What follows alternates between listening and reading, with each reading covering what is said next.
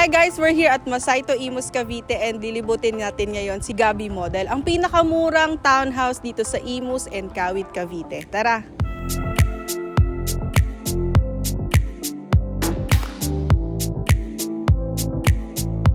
So si Gabi Model ay meron siyang 47.25 square meters na floor area.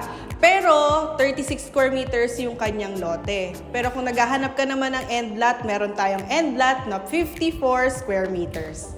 So ang ating turnover, kung ano po yung nakikita nyo dito, ito na po yung turnover unit natin. So minimal na lang yung ating ipapagawa.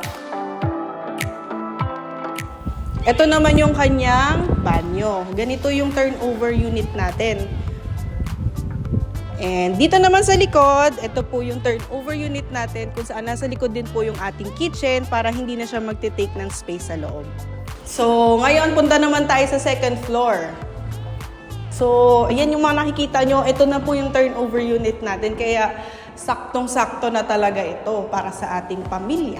Semi-complete po yung ating turnover, which is meron na tayong paint sa loob at ito na po yung ating mga windows. Dito sa unahan, ganito po yung window natin. Dito sa likod, jalousie type po siya.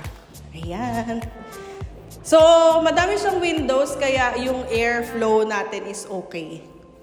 Provision for 2 bedrooms nga po pala ito. So makikita nyo, ayan, pwedeng ito na yung masters, tapos pwede na ito yung bedroom number 1.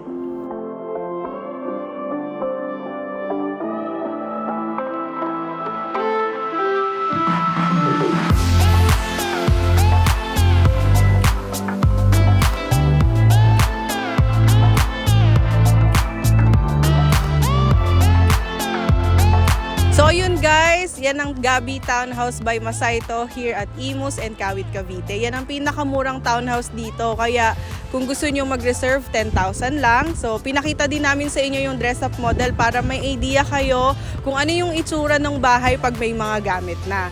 So kung gusto nyo pong magpa-tripping, gusto nyo magtingin ng mga bahay dito sa Masaito, just message me sa Facebook page ko po. Maraming salamat po. Bye-bye!